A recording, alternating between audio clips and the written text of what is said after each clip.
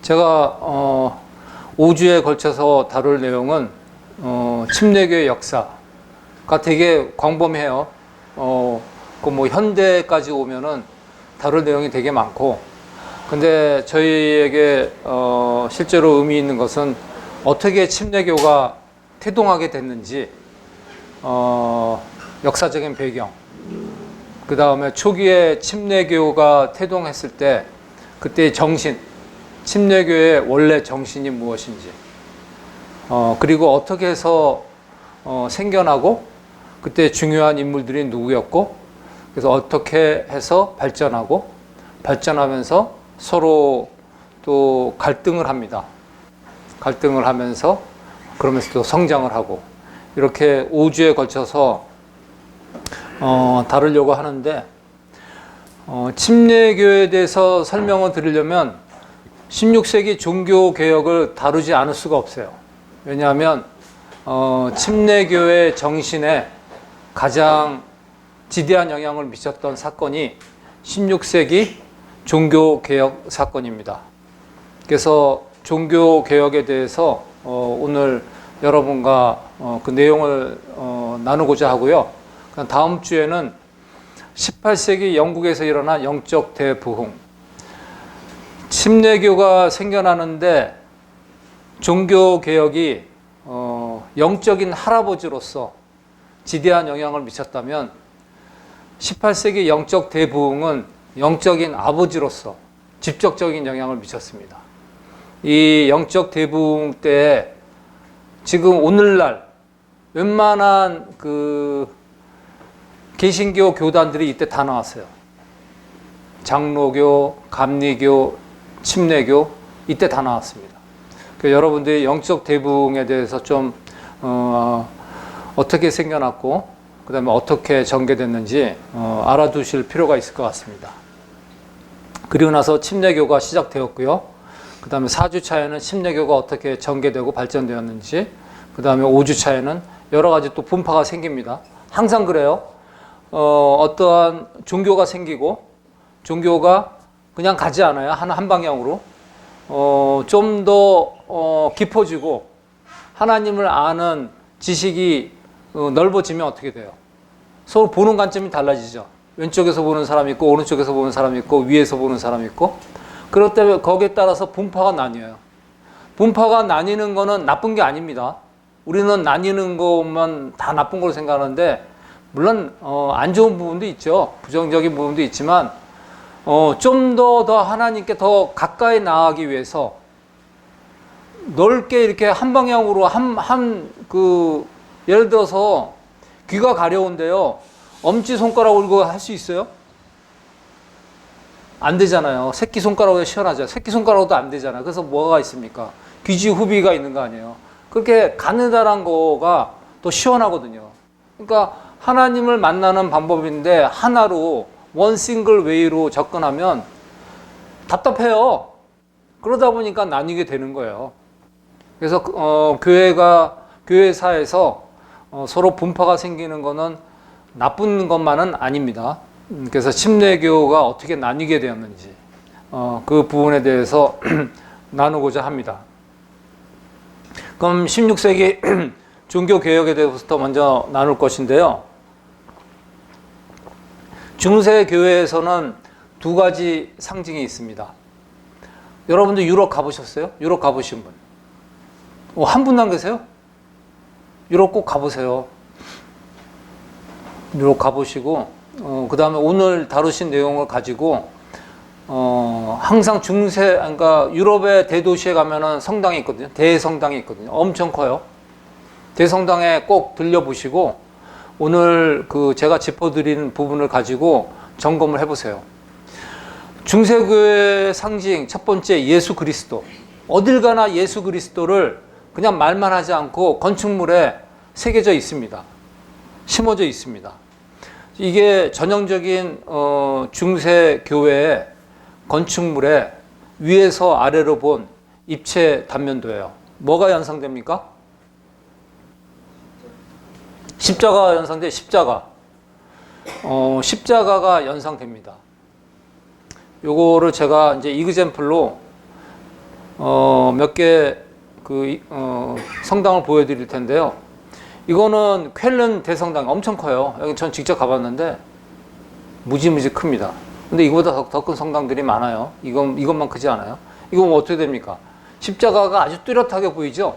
위에서 아래로 본 사진에 의하면. 또 영국의 성당 하나 보여드릴게요. 이거는 리치필드 성당이라고 상당히 예쁘죠. 영국은 이렇게 참 전원적이고 숲속에 이렇게 있어요. 성당이. 이거 보면 딱 십자가 형상을 갖고 있죠. 이러한 십자가 형상을 통해서 예수 그리스도를 상징을 합니다. 그게 중세교회 성당의 전형적인 모습이고요.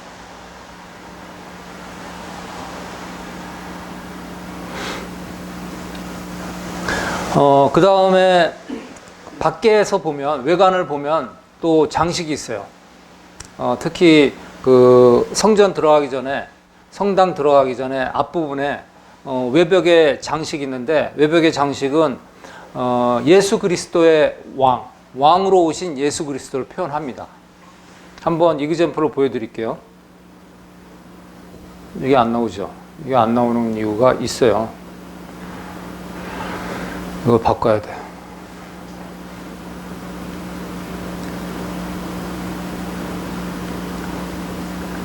여기 이게 지금 어디냐면 어디 것 같아요? 얼마 전에 불났죠. 이게 파리의 그 노틀담 성당이에요. 노틀담 성당 이게 앞쪽에 그 문에 위에 있는 그 조각들이거든요. 여기 보면은 왕처럼 앉아 계시잖아요. 주변에 12사도 있고 천사들이 있고 이렇게 왕으로 오신 예수 그리스도를 상징합니다. 그 다음에 이제 안으로 내려가서 실내 인테리어에서 또 저희가 또 확인해야 될 부분이 강대상 있죠. 이와 같은 강대상 있죠. 강대상 주변이 엄청 화려해요. 막 그냥 이런 빛을 안 씁니다. 다 스테인레스 글라스예요. 그거 돈 엄청 들어요. 그거 웬만한 정성으로 만드는 게 아니에요. 그리고 유리도 되게 두껍고 웬만하면 뭐 야구공 던져 안 깨져요. 그 스테인리스 글라스를 통해서 그 자연 채광이 들어오고요. 그 다음에 컬러풀하고요. 여기서부터 천장까지 조각과 그림으로 장식이 되어 있어요. 그런데 거기서 표현하고자 하는 테마는 뭐냐면 예수 그리스도. 예수 그리스도가 육체로 오셔서 이 땅에서 하신 일. The life of Jesus Christ가 주제예요. 여기 보면 이건 이탈리 클라세라는 도시에 있는 성당이에요. 여기 보세요. 예수 그리스도의 지금 목자로 오신 예수 그리스도를 표현하고 계시죠. 여기 또 아래로 가면 또 예수 그리스도를 또 표현하는 내용들이 있고. 그래서 예수 그리스도의 생애에 대해서 이렇게 상세하게 표현합니다. 무지 화려하죠? 강대상은 커서가 보이나요? 아주 조그맣게 요만한데 보세요. 여기 장식과 그 다음에 높이와 그 다음에 이 폭이 얼마나 넓습니까? 이게 전형적인 중세의 성당이에요. 두 번째 중세교회의 상징은 소망입니다. 중세교회를 뭐라고 그래요? 중세 시대들을 세계사에서 뭐라고 합니까? 암흑기라고 해요. 중세의 암흑기. 예를 들어서 유아 사망률이요. 아기가 태어나가지고 한 살도 안 돼가지고 죽은 애들이 15%에서 20%. 그리고 살아남은 애들도 10살을 넘기지 못한 애가 거기서 10%. 그러니까 웬만한 애는 다 죽어버리는 거예요. 그래서 유아 세례가 나온 거야. 애가 언제 죽을지 모르니까 그거 아파가지고 죽으면 너무 억울하잖아요. 구원도 못 받고. 그래서 애 태어나자마자 유아 세례를 준 거예요. 근데 그 유아 세례의 문제가 뭡니까? 유아 세례의 문제가 뭐예요? 여러분도 여기 그 예배하러 오셨잖아요. 자발적 의지를 가지고 오셨죠? 네? 자발적 의지를 가지고. 내 뜻이 하나님의 뜻과 합쳐져서 오늘 교회 가야지. 하나님 예배 드려야지. 자발적 의지가 있었잖아요. 애들이 있어요, 없어요? 예? 난지 뭐야 7일도 안 된 애가 그런 의지가 있어요. 그거 표현할 수 있어요? 그런 애한테 세례 한번 물 이렇게 뿌리고 그 다음에 너 크리스찬이다. 그건 제도적이고 형식적인 거지 자기 마음속에서 우러난 신앙이 아니죠. 이게 문제예요. 유아 세례의 문제가. 이것 때문에 이제 나온 여러 가지 종교 개혁 운동이 나오는데 그만큼 그 당시에 유아가 사망률이 높았기 때문에 아파서 병들어서 죽으면 구원의 기회가 없으니까 억울하지 않냐. 그래서 죽기 전에 빨리 세례 주자. 이렇게 나온 인간의 제도입니다. 그리고 유럽 14세기 때 뭐가 유명했어요? 흑사병. 흑사병으로 무려 얼마가 죽었다고요? 3분의 1이 죽었대요. 3분의 1이. 엄청나죠? 그래서 이렇게 암울한 중세 사회에 교회는 위에서부터 하늘로부터 내려오는 소망을 전달하는 곳이라는 의미가 있어요. 그래서 성당에 들어가면 일단은 천장의 고가 엄청 높아요. 천장에 들어가면 여러분들은 성당 가보셨어요? 성당 가보셨어요? 한국의 성당도 좀 그런 편이죠. 성당은 아주 특이하게 천장이 높아요. 이제 성당에 들어가면 자동적으로 사람들은 뭘 하게 되냐면 위를 보게 돼 있어요. 위가 이렇게 평범하지가 않거든요. 위에 엄청난 조각이 있고 그림이 있고 그 다음에 하늘에서 내리는 그런 자연 채광이 있고 그렇거든요. 위를 바라보게 인위적으로 만들었어요. 앞으로 유럽에 가시면 꼭 이걸 확인해 보세요. 저절로 위를 볼 수밖에 없어요. 위로부터 내려오는 소망을 바라보라는 의미예요. 그래서 그 천장과 상부에 천장에만 있는 게 아니고 그 위에 옆에 있는 벽 그런 거가 여기서부터 런던의 세인폴 처치 같은 경우는 보면 10m 정도 되거든요. 네? 그거 다 보려면 위에만 보면 목 아파요. 주변에 조각이라든지 벽화라든지 그 다음에 스테인 글래스에서 나오는 여러 가지 또 양식들이 있거든요. 그림에 또 여러 가지 명화 같은 그림들이 있어요. 이런 거를 바라봄으로써 위로부터의 소망을 가져라. 이런 상징적인 의미가 있습니다. 그래서 중세교회의 두 가지 상징이 뭐라고요? 하나는 예수 그리스도, 또 하나는 소망, 하늘로부터 내려오는 소망. 그래서 중세교회에서 얘기하는 키 메시지는 예수 그리스도의 은혜로 교회는 신자에게 소망을 주기 위하여 존재한다. 이런 의미를 갖게 됩니다. 그럼 이제 르네상스로 넘어갑니다. 르네상스는 휴머니즘이라는 정신으로 대표됩니다. 르네상스가 발생하기 전에 그 당시 사회는 교회가 전부였어요. 중세 사회, 프랑스나 이태리나 어디나 중세 사회 시민들의 삶에 로마 카톨릭이 뿌리 깊게 침투되어 있어요. 그 사람들이 살고 있는 생활 습관, 그 다음에 언어, 그 다음에 그 사람들이 꼭 지켜야 될 법, 규범, 이런 거 다 로마 카톨릭에서 나온 거고 로마 카톨릭이 지배하는 내용입니다. 그래서 알리스터 맥그라스, 이분은 교회 사상 이쪽으로 상당히 세계적인 석학이시거든요. 영국 분인데 Christianity Dangerous Idea라는 저서에서 이런 얘기를 해요. 과거에 어떤 때보다도 교회가 일반인들의 삶에 이렇게 지나칠 정도로 지대한 영향을 미쳤던 때는 없었다. 그러한 상황에서 뭔가 이건 아닌데, 이건 아닌 것 같은데, 이러한 이제 문제 의식을 사람들이 갖게 됩니다. 그래서 이제 여기 이제 알리스터 맥그라스는 더블 시프트라고 그러는데요. 그래서 이제 두 가지 방향으로 조금씩 사람들의 생각이 바뀌어요. 그동안은 교회에서 가르쳐 준 것을 무비판적으로 수용하고 따랐는데 이렇게 사는 건 맞아? 그거 맞아?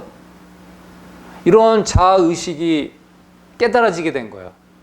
그래서 인간의 사상과 인간의 생각이 이거 아닌 것 같은데 자발적인 의지에 의해서 생각하기 시작했고요. 그 다음에 또 하나는 사회적인 선이 뭔가, 교회가 가르치는 것이 절대적인 사회적인 선인가, 그거에 대해서 의구심을 품기 시작했습니다. 이러한 생각이 조금씩 사회적으로 파급됨으로 말미암아 르네상스 정신이 나오게 되었습니다. 그래서 르네상스의 정의는 14세기 이태리에서 시작되어서 유럽 전역으로 서서히 확산된 문화 재건주의 운동, 문해 부흥 운동이라고도 하잖아요. 문화 재건주의 운동. 고대 그리스와 로마로부터 계승된 문화적 유산을 창의적 활동을 통해서 재발견하고 재해석하고 재건하는 것이다 라고 맥그라프는 정의하고 있습니다. 그러면 르네상스에서 얘기하는 휴머니즘은 뭘까요? 휴머니즘의 정의는 뭘까요? 뭐라고 생각하시나요? 휴머니즘. 아시잖아요. 인본주의? 인간 중심? 인간 중심. 조금 더 구체적으로 인간의 좋은 점을 얘기하는 걸까요? 인간의 나쁜 점을 얘기할까요? 인간의 약점을 얘기할까요?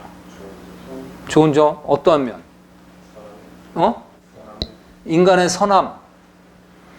여기서 인간의 선함, 도덕적인 측면보다 여기 르네상스에서 강조하는 건 인간의 탁월함, 인간의 잠재성, 인간의 능력, 인간의 능력의 뛰어남, 이런 것에 대한 탐구예요.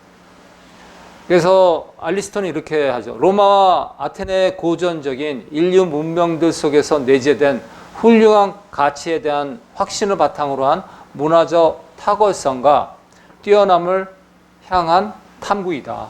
그게 휴머니즘. 우리가 일반적으로 생각하는 휴머니즘과 좀 달라요. 르네상스에서 얘기하는 휴머니즘은.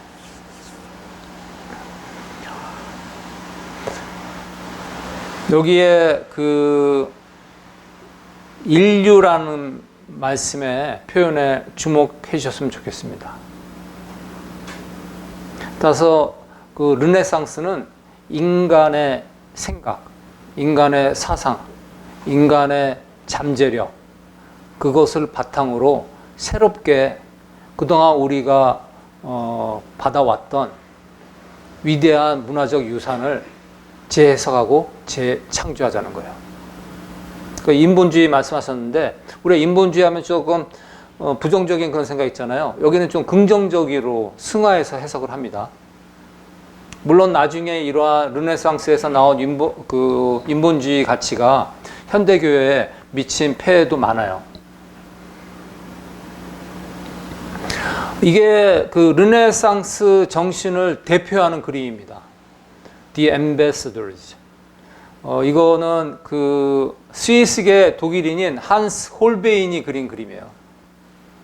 여러분들 이 그림 보시면 좀 어떻습니까? 느낌이 어떻습니까? 감상하시니까?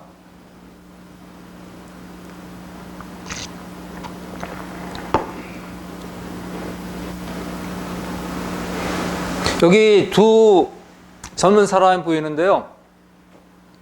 왼쪽에 있는 사람은 프랑스에서 파견된 제0 엠베서더, 대사야, 대사. 상당히 높은 신분이죠. 이 사람 이름이 그 드딘테빌이라고 하는 사람입니다. 실화 인물이에요. 오른쪽에 있는 사람은 프랑스의 주교예요. 드셀베라는 사람인데, 지금 여기 그 사무실이 어떻습니까? 좀 험불합니까? 초라합니까? 화려합니까? 화려한데, 그럼 어떤 사람이 누구를 방문한 거거든요? 누가 누구로 방문했을 것 같아요? 외교관이 화려하죠? 외교관 사무실이 화려할 거 아니에요? 성직자 그 사무실보다는.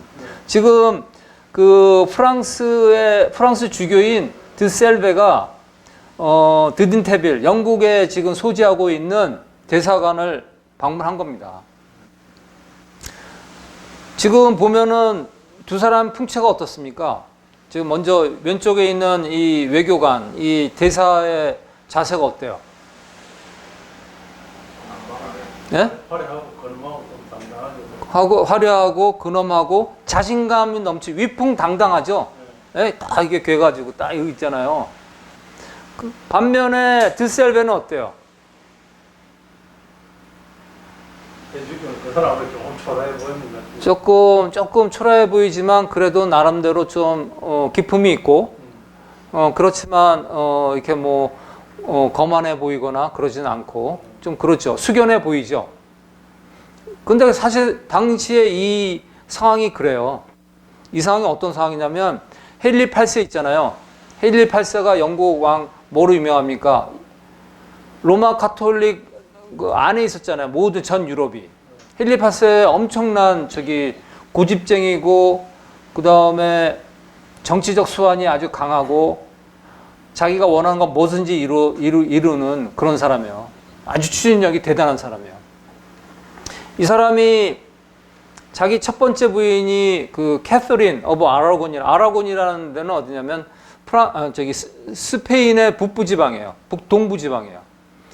그 캐서린 오브 아라곤이라는 얘기는 스페인 북동부 지방에 있는 아라곤 지방의 그 공주란 얘기예요. 그러니까 스페인 공주하고 결혼을 했어요. 헨리 8세의 첫 부인이 캐서린이에요. 둘 사이에 6명의 자녀가 있었는데 그 자녀 중에서 2명의 아들이 있었는데 2명의 아들이 어려서 다 죽었어요. 그러니까 이 왕인 그 헨리 8세 입장에서 뭐가 문제예요? 후사가 문제죠. 그래가지고 이제 그 자기 이제 왕권을 물려줘야 되는데 애를 못 낳네. 그래가지고 그 앤 블리나이라는 젊고 똑똑하고 건강한 여자하고 결혼하려고 이 캐서린하고 이혼을 하려고 그래요. 그 당시 이혼을 하려면 어떻게 해야 돼요? 로마 가톨릭의 허가를 받아야 돼요. 근데 로마 가톨릭에서 허가를 안 해주네? 그래서 헨리 8세가 그래? 그럼 우리 나와.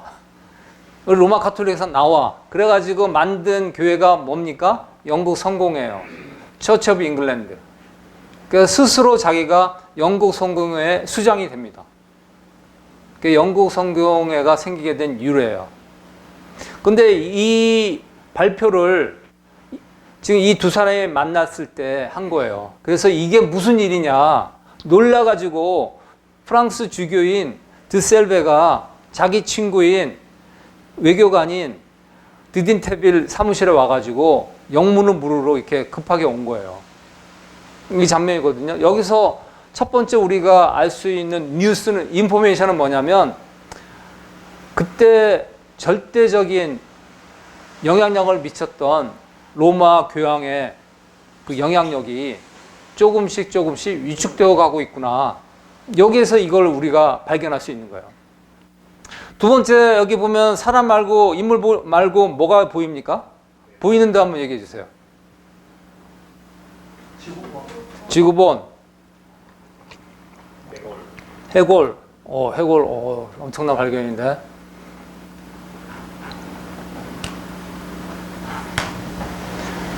그 여러 악기가 있죠. 나침반도 보이고 책도 보이고.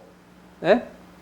그래서 이 르네상스 정신은 새로운 지식, 새로운 발견, 뉴 러닝이에요. 그래서 인간이 만든 여러 가지 문명의 이기를 통해서 새로운 재창조, 그것을 그 셀리브레이트, 기념하는 메시지예요. 자랑하는 메시지예요. 이렇게 우리의 인간의 그 잠재력이 대단하다. 인간의 탁월함을 자랑하고 있습니다. 그 여기에서 아까 해골이라는 얘기했는데 해골 보이세요? 해골 안 보이세요? 해골 보이신 분? 하나밖에 안 보이네.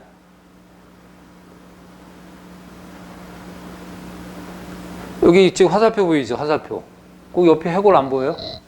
해골이 지금 보면 꼭 저기 그 스티로폴 우리 행사하면 스티로폴 이렇게 쪼개가지고 뭐 그림 붙여가지고 이렇게 뭐 붙이고 그러잖아요. 벽에다.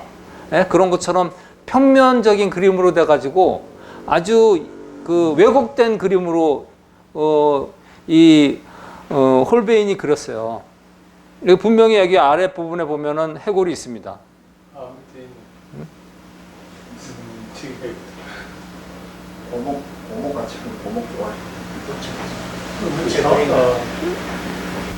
안경을 안 살아있다. 뭐. 여기 해골이 보이죠? 여기요? 예? 이 해골을 정말 제대로 그림을 그린다면 이렇게 보이겠죠.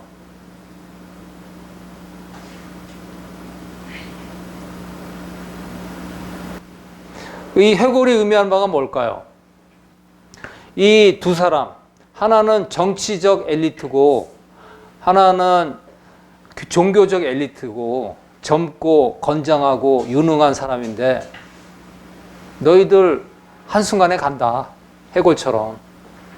너희들 지금은 꽃처럼 화려하나 어느 순간에 꽃처럼 시들고 땅에 묻혀서 없어지는 해골의 신세다.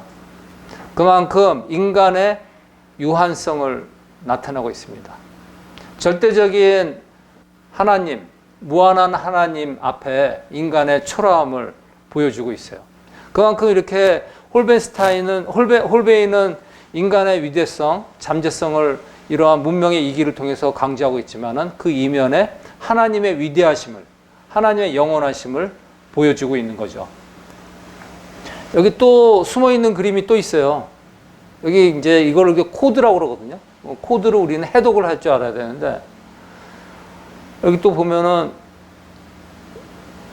저기 이 드딘테빌이 쓰고 있는 모자 있죠?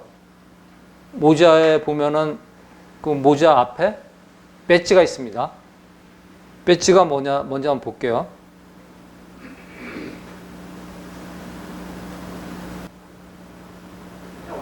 해골이죠, 해골. 또다시 인간의 연약함, 무한하신 하나님 앞에서 인간의 유한성을 강조하고 있습니다. 이제 해골 또 나왔고요. 또 하나 또 우리가 그 해독해야 될 또 상징이 있는데 여기 구석에 뭐 보이죠? 여기 우측 상단에 뭐가 보이죠? 카텐 뒤에 보이십니까? 뭔가 하여튼 있죠? 뭔가 있는 것 같죠? 한번 보겠습니다. 뭔지. 뭐예요? 십자가상, 예수 그리스도, 십자가에 못 박혀 죽으신 예수 그리스도. 이것은 예수 그리스도를 상징하는 게 아니고 교회를 상징하는 거예요. 그러니까 르네상스 시대에 와서 드디어 그렇게 세상을 주름잡았던 교회, 로마 교황은 뒤편에 물러갔다. 이것을 상징하고 있습니다. 재밌죠? 이 그림에서 전하는 메시지가 이렇게 많습니다.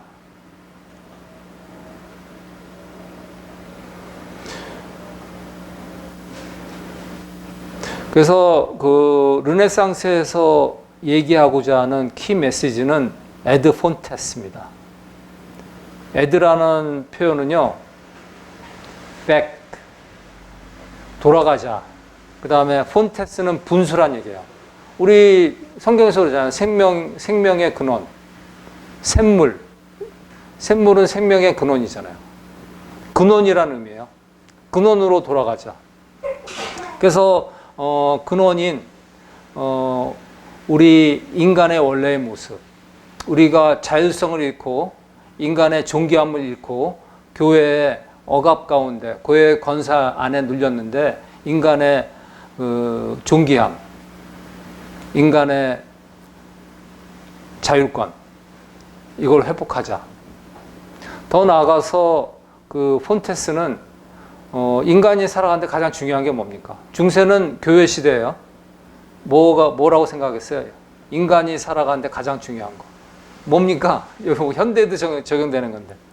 인간이 살아가는데 가장 중요한 것은 하나님의 말씀, 성경.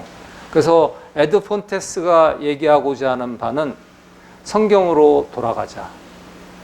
이게 르네상스 정신의 가장 중요한 핵심 가치입니다. 여기 그림이 4개인데 우측 하단에 있는 그림이 원래 그림이에요. 제가 아까 보여드렸던 건. 나머지 그림은 제가 한번 만들어 왔어요.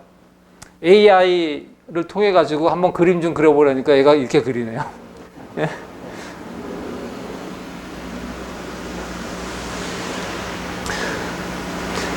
그래서 그 성경으로 돌아가자는 정신 아래에서 새롭게 사람들이 깨달은 것은 교회는 하나님과 유럽의 사람들에게 그 사이를 중재하는 중재 역할을 해야 된다. 그리고 교회는 하나님의 진리의 말씀을 해석하고 그 다음에 시민들을 가르치는 데 있어서 최고의 권위를 가진 기관이다. 그러기 위해서는 가르치는 데서 성경이라는 것이 매우 중요하다. 근데 그 당시에 성경이 무슨 성경만 있었어요? 히브리어로 된 성경은 그건 아주 문화재고요. 접근도 못하고 해독한 사람도 없었고, 그 당시에 유일한 성경은 라틴어 성경, 벌게이트밖에 없었습니다. 근데 라틴어가 일반인들이 알아요?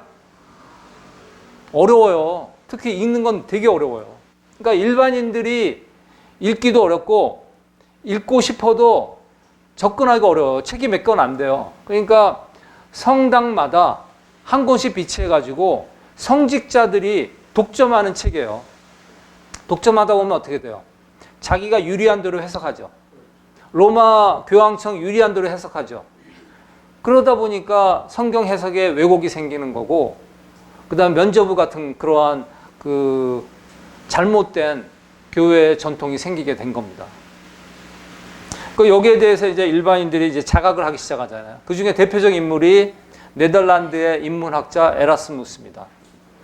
이거를 노골적으로 표현하고 대항을 했어요.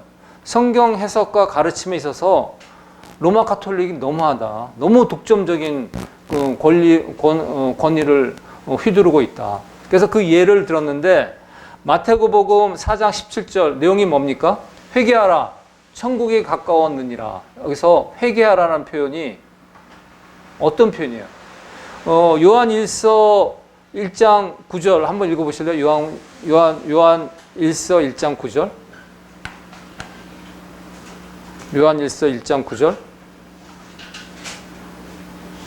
만일 우리가 우리 죄를 자백하면 그는 미쁘시고 어려우사 우리 죄를 사하시며 우리를 모든 불의에서 깨끗하게 하실 것이요. 그게 회개예요.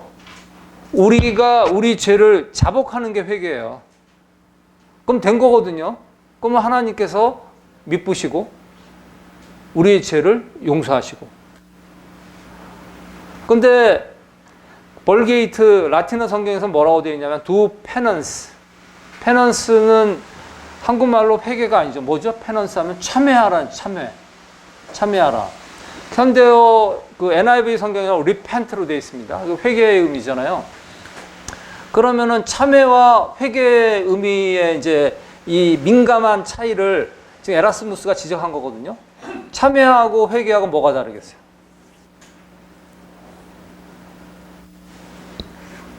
참회하고 회개. 회개는 개인적이고 참여는 공동적인 조금 비슷하죠. 공동적인 거 조금 더 나가면 형식적이에요. 회개는 세리모니적이에요. 가톨릭에서 말하는 참회는 뭡니까? 신부와 그 다음에 죄인이 골방에서 서로 사이드 바이 사이드 앉아가지고 어떤 여기 뭐 창가가 있고 뭐 격자 무늬가 있어가지고 서로 얼굴 누군지 잘 모르고 그래서 이제 고해성사를 하잖아요. 얼마나 형식적이에요. 그래서 그러한 형식을 통해서 하나님께 죄사함을 받는데 그 죄사함을 받았다고 누가 얘기합니까? 신부가 얘기해요. 극히 형식적이고 그 다음에 세리모니얼적이에요. 근데 우리가 말하는 그 회개는 뭡니까? 하나님께 그냥 우리의 죄를 드러내고 고백하면 하나님께서 용서해 줍니다. 회개 자체가 중요한 거지 회개의 어떠한 형식 갖추는 거가 중요한 게 아닙니다. 그걸 에라스무스가 지적을 한 거예요. 그 문제다. 페넌스란 표현 틀렸다. 그래서 자기가 직접 라틴어로 된 성경본을 번역합니다. 그래가지고 1530년대 이르기까지 불과 몇 년 사이에 무려 그 당시에 30만 부가 배포됐다가 엄청난 거예요. 이 그림 또 유명하죠. 이 그림. 이 그림은 그 미란돌라가 그린 르네상스의 자화상, 르네상스의 독백이라고 그럴까요? 뭐 이런 뜻인데, 매니페스토. 이런 얘기인데, 이 사람 얼굴이 어떻습니까? 표현이. 이 사람 느낌이 어때요? 얼굴이.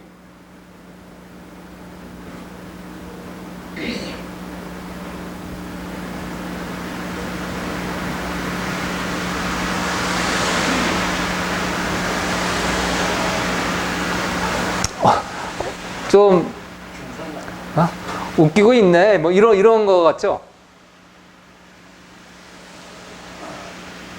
그 영어로 시니컬이라고 그럴까요? 냉소적인. 네? 그러니까 중세 사람들은요, 교회 권위 앞에서 무표정해요. 표정이 없어요. 아니면 그냥 네, 순종하겠습니다. 순종적이거나. 근데 이 사람 얼굴은 완전히 반대예요. 반항적이고 냉소적이고. 교회? 웃기고 있어. 이런 거잖아요. 이제 교회의 존재에 대해서 스스로 자각하는 거예요. 교회의 주인이 누군가. 인간의 존엄성, 자신의 인생의 가치, 인생의 방향, 자기한테 달려있다. 인간의 존귀함, 인간의 개인주의, 이런 것을 강조하는 그림이에요.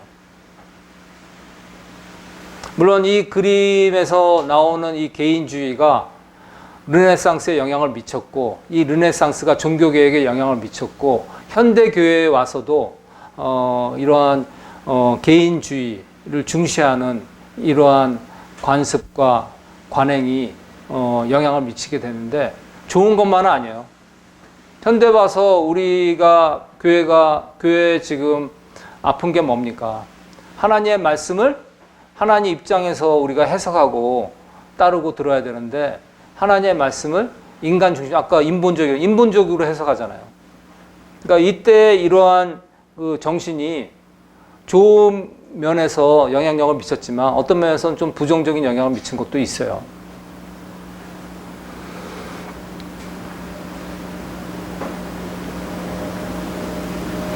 그래서 종교 개혁이 일어나는데 있어서 그 당시에 사회적인 여건이 하나씩 정리하면 르네상스와 휴머니즘, 그래서 본질로 돌아가자라는 에드 폰테스 그러한 정신들이 있었고, 그 다음에 내셔널리즘, 국가주의가 태동함으로써 국가별로 국가의식이 발전했습니다. 그 이전만 해더라도 유럽은 한 나라예요. 한 국가예요. 로마 교황청이 지배하는 하나예요. 원 싱글 네이션이에요. 그리고 그 국가의 그 공통된 언어는 라틴어고. 근데 각국마다 각 나라에서 쓰는 언어들, 영어, 프랑스어, 독일어, 이러한 국가별 언어가 이제 사용이 활발해짐에 따라서 국가별로 문화라든지 예술이라든지 여러 가지 문명의 이기라든지 문학이라든지 이런 거가 심화하고 발전했습니다. 그래서 로마를 통한 하나의 유럽에서 이제는 각 국가별로 국가의식이 발전하기 시작했어요. 이제 세 번째는 15세기 중엽에 뭐가 있었으면 구텐베르크의 인쇄술이 발명됐죠. 이 인쇄술이 발명됨으로써 마틴 루터가 했던 게 뭐예요? 종교개혁 제일 먼저 했던 게 95개 조항을 자기가 손으로 써가지고 비텐베르크 성당 문 앞에 붙였잖아요.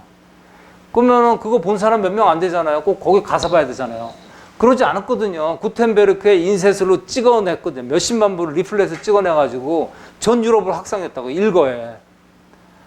그게 종교개혁이 유럽으로 파급되는 결정적인 요인이 됐거든요. 아까 에라스무스가 성경책 번역했다고 그랬잖아요. 그것도 이 구텐베르크의 인쇄술이 없으면 30만 부 이렇게 배포가 될 수가 없어요. 그래서 종교개혁이 일어나고 발전하는 데는 구텐베르크의 인쇄술이 지대한 영향을 미쳤다. 그 다음에 그 당시에 반카톨릭 정서가 팽배했습니다. 첫 번째 아까 말씀드린 대로 성경 니네만 있냐? 성경 신분만 갖고 있냐? 니네들 뭐 그것도 왜곡하냐? 진실대로 얘기 안 하고. 이런 거에 대한 저항이 있었고요. 그 다음에 성직자들의 권력의 남용, 성직자들의 과도한 부의 축적, 교회의 윤리적인 타락, 이런 문제가 컸습니다. 그래서 각국별로 국가의식이 발전했다 그랬죠. 이제 로마 교황에 의지하는 게 아니라 국가별 의식이 강해지다 보니까 각국별로 세속 권력 있잖아. 아까 헨리 8세 같은 사람들. 이탈리아석이 나온, 나 로마에서 나올래. 그래서 나, 저기 영국에 종교 하나 따로 만들 거야. 성공회 만들 거야. 이런 식의 이탈리아상이 하나, 둘씩 생깁니다. 그 다음에, 이거 5번인데 6번으로 돼 있네. 콜럼부스가 1492년 신대륙을 발견했죠. 이거 엄청난 센세이션을 일으켰어요. 저쪽에 그런 나라, 그런 세계가 있어? 신천지가 있어? 야, 우리 우물하는 사람네, 그동안. 그 로마 카톨릭이 가르치는 세계관에서 우리가 갇혀 있었네. 야, 우물 안에서 탈피해야 되겠다. 그래서 우물 안에서 탈피해야 되겠다는 그런 사상을 심볼라이즈 한 게 뭡니까? 아까 말한 홀베인의 엠베서더, 아까 그 그림 아니에요. 우물 안에서 탈피하자. 우리 탈피했다. 이러한 승전보를 울리는 메시지가 바로 그 그림이 얘기하는 거예요. 종교개혁을 일으켰던 주도자 마틴 루터는 1484년 광산 소유자, 부유한 아버지 밑에서 장남으로 태어났습니다. 독일의 그 어프루트 대학교에서 철학 석사를 받았고요. 그리고 수도승이 됐습니다. 그 당시에 유럽에서 아주 엄격하고 빡세기로 유명한 수도원인데요. 아우구스티니안 수도원이라고, 거기에서 수도원이 됐어요. 수도승이 됐어요. 그리고 다시 철학을 더 공부해야 되겠다 그래가지고 비텐베르크 대학교에서 철학 박사를 취득하고 거기서 이제 교수가 됐습니다. 학생들을 가르쳤습니다. 박사 과정 중에 로마를 여행하게 됐는데 그때 뼈저리게 느낀 게, 야, 로마 카톨릭, 유럽의 사상을 지배하고 있는 이 로마 카톨릭 너무 부패됐다. 아주 망신창이다. 그거를 뼈저리게 느꼈어요. 특히 로마 카톨릭에서 가르치는 것이 구원은 전적으로 하나님과의 관계에서 인격적이고 개인적인 것인데 교황의 권위로 구원이 주어진다고 가르치는 건 이건 말도 안 된다. 그래서 결국은 종교개혁의 시금석이 된 비텐베르크 성당 정문 앞에 포스터를 내건 거예요. 95개 95개 항에 대한 로마 카톨릭의 잘못한 점, 잘못된 가르침을 하나씩 정리를 한 거죠. 그 중에서 마틴 루터가 이러한 그 캠페인을 하지 않을 수밖에 없던 거는 뭐냐면 극심한 면죄부를 통한 로마 카톨릭의 착취예요. 돈 벌기 위한 수단이다, 이거는. 어떻게 그 면죄를, 너 죄 사함 받았다는 것을, 하나님이 주시는 면죄를 로마 교황이 그 배타적으로 로마 교황이 갖고 있냐. 이건 말도 안 된다. 그리고 그걸 가지고 성도들의 돈을 내라고 빼앗는다? 이거는 아주 심각한 수탈이다. 근데 이러한 면죄부를 통한 착취가 이 당시에 더 심해졌어요. 성 베드로 성당, 그러니까 바티칸, 로마의 바티칸 시구 거기에 가면 성 베드로 성당이 있습니다. 세인트 피터스 캐서드럴이라고 세계에서 제일 커요. 이때 지어진 거예요. 그러니까 로마 교황 입장에서는 점점 각국의 세속 권력이 이탈하고 그 다음에 자신의 그 영향력이 점점 떨어지니까 위기의식을 느껴가지고, 야, 우리 성당을 정말 권위 있게 지어보자. 그러니까 성당을 크게 지으려니까 뭐가 필요해요? 돈이 필요하죠. 돈을 벌 수 있는 가장 큰 똑똑한 방법이 뭐예요? 면죄부 더 많이 파는 거죠. 또 프리미엄 받고, 이거 뭐 저기 뭐야 평범한 저기 흑백을 하는 거 같다고 금박 입히고 뭐 해가지고 10배 받고 뭐 이런 장사를 한 거예요. 이 성 베드로 성당이에요. 이게 얼마나 화려합니까? 얼마나 웅장합니까? 근데 화려하죠. 세계에서 제일 큰 성당. 이거를 짓기 위해서 얼마나 많은 착취가 있었겠습니까? 이걸 목격한 거예요. 마틴 루터. 안 되겠다. 더 이상 나 못 참겠다. 그래가지고 이제 그 성당 문 앞에 95개조 반박문을 내건 거죠. 그리고 나서 공개 토론을 제안했습니다. 로마 교황에 있는 지도자들, 니네들 좀 날고 기는 그 교수들 나오고 토론하자 제안했어요. 이 당시에 이 사람이 큰 함성으로 불렀던 게 뭐냐면, 너희들 더 이상 백성들 착취하지 말라. 종교의 이름으로.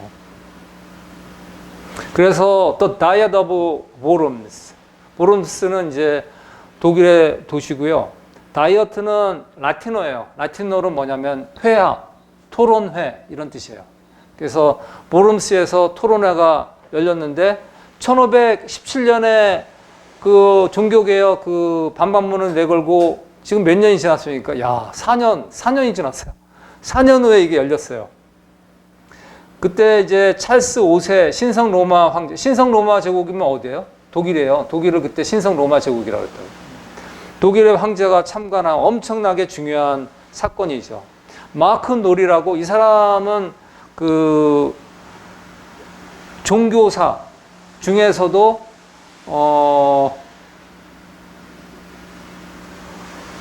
18세기 영적 대부흥, 그 다음에 그 에반젤리칼은 뭐라고 그럽니까? 에반젤리칼?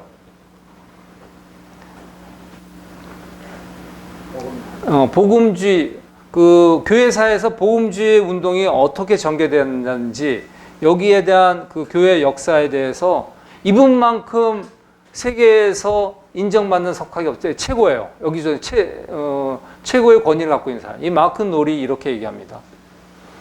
2000년 교회사에서 가장 중요한 사건 중에 하나였다. 이 보름스에서의 이 토론회가. 그래서 이 보름스 토론회에서 마틴 루터는 이렇게 얘기합니다. 나는 교황의 권세로 얘기하는 게 아니고 하나님께서 직접 계시하신 성경의 말씀, 진리의 말씀을 가지고 이 자리에 섰다. 나는 확신 가지고 얘기한다. 그 확신에 대해서 자신을 대변합니다. 그리고 성경에 대해서 강조. 이건 조금 어떤 면에서 좀 지나치게 좀 자신감이 넘친 표현인데, 아까 에라스무스 얘기했잖아요. 에라스무스가 성경을 바로 읽고 따랐다면 나는 성경이 나 자신을 읽도록 했다. 그 얘기는 뭐예요? 내가 성경이다. 나 성경 그 자체다.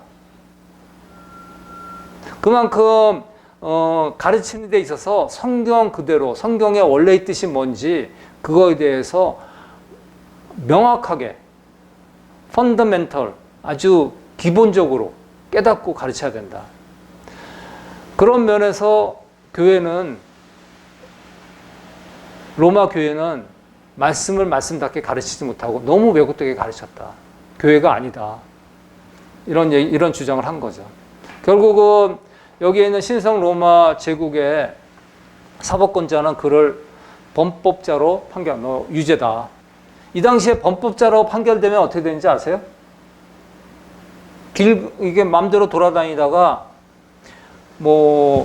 영장 없어도 그 사람 죽여도 돼요. 그 사람 잡아가지고 집에 가둬도 돼요. 그러니까 이 범법자로 판결된 사람은 어떻게 해야 돼요? 안전한 곳으로 피신해야 되겠죠. 그래서 후원자가 필요한 거예요. 그래서 일렉터라는 얘기는 뭐냐면 신성 로마 제국의 황제를 투표할 수 있는 투표권을 가지고 있는 엄청난 상위 계급의 귀족이에요.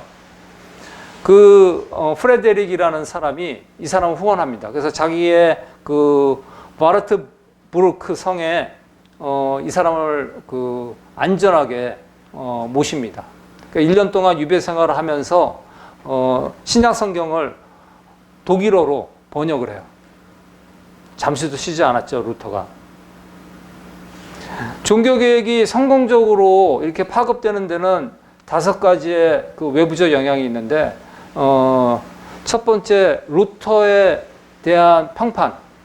독일 사람들이 귀족이나 평민이나 중상계급이나 다 좋아했어요, 루터 하면.